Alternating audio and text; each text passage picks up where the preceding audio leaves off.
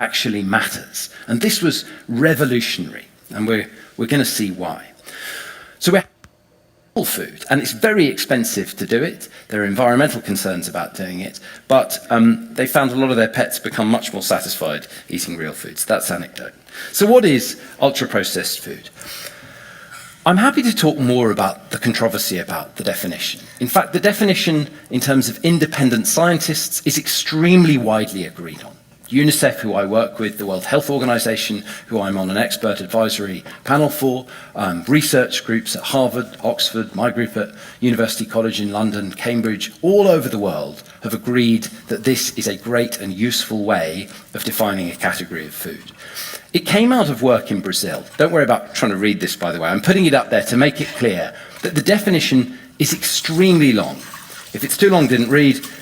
Here's a really good working definition that some of you will know, of course. Wrapped in plastic with at least one ingredient you wouldn't normally find in a standard home kitchen. It's almost certainly ultra-processed. The definition came out of a research group in Brazil led by someone called Carlos Monteiro. And a lot of the best work on UPF has been done by research groups in South and Central America. Because in lots of countries, Mexico, Brazil, Colombia, Chile, they found that in a very short space of time, obesity and metabolic disease like type 2 diabetes went from being essentially unheard of, they just didn't really exist, to in the space of around a decade being the dominant public health problem.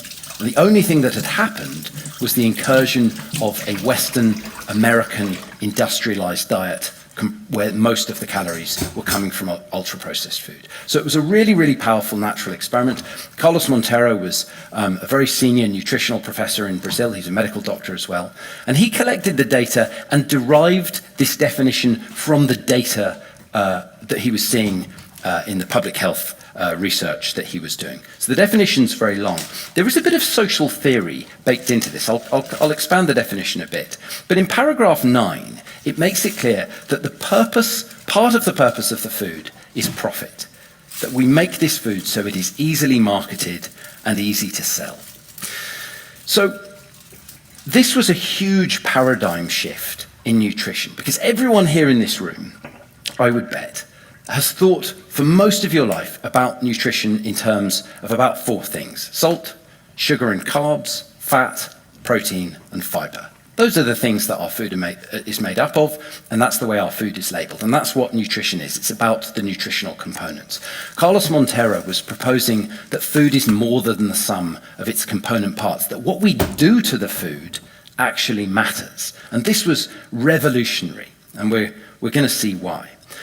So we're having a conversation where we need sensitivity, kindness, nuance, scientific sophistication, and to use lots of different silo knowledge. So I thought, who better to turn to for this kind of thought than the words